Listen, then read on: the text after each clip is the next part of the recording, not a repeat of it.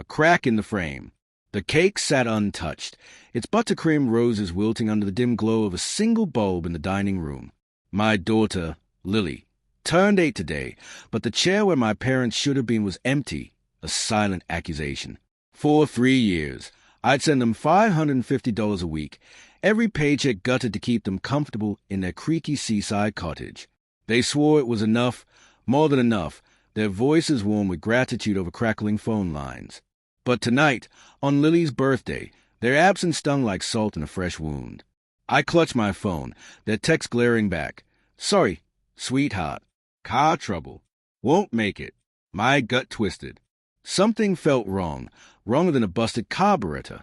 I tried to focus on Lily, her laughter as she tore into presents, but my mind snagged on Mom's voice from last week, rushed and distracted. We're fine. Clara, just busy. Busy with what? They were retired, their days supposedly filled with crosswords and beach walks. I shook it off, pasting on a smile as Lily blew out her candles, her eyes bright with trust one suddenly envied. The house smelled of vanilla and wax, but beneath it lingered a sour note, like damp wood rotting under paint. I glanced at my husband, Tom, pouring juice for the kids.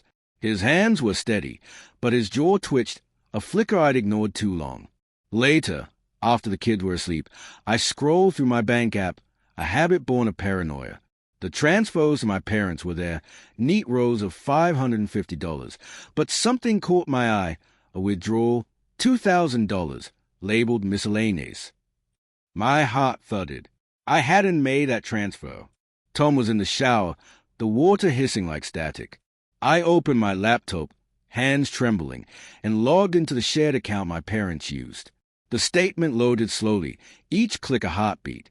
There it was, withdrawals, dozens of them, small and large, to a name I didn't recognize, Sunset Ventures.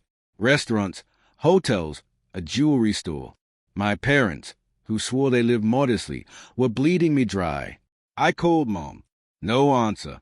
Dad's phone went straight to voicemail, his gruff greeting a mockery now. My skin prickled, hot and cold at once. Tom emerged, towel around his waist, and I blurted, Did you know about this? The money.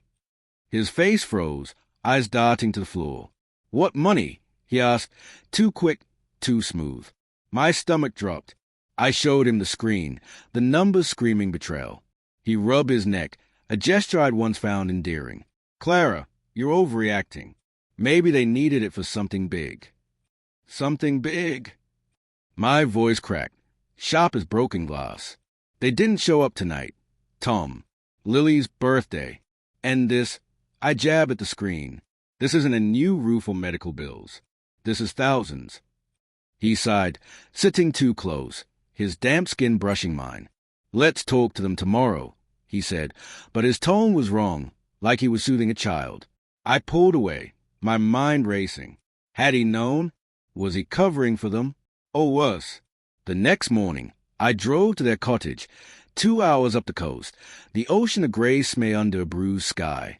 My hands gripped the wheel, knuckles white, as I rehearsed confrontations. I'd given them everything. Sacrificed vacations, Lily's dance lessons, our savings, all for their comfort. The cottage came into view, its blue paint peeling like a lie exposed. Their car was in the driveway, no sign of trouble. I knocked, my heart a drumbeat. No answer. The door was unlocked. Inside, the air was stale, coffee cups unwashed in the sink. A stack of mail sat on the counter, unopened bills, and a glossy postcard from Sunset Ventures, a travel agency. My breath caught. Photos on the fridge showed Mom and Dad, tanned and grinning, in places I'd never heard them mention. Paris, Santorini, Dubai.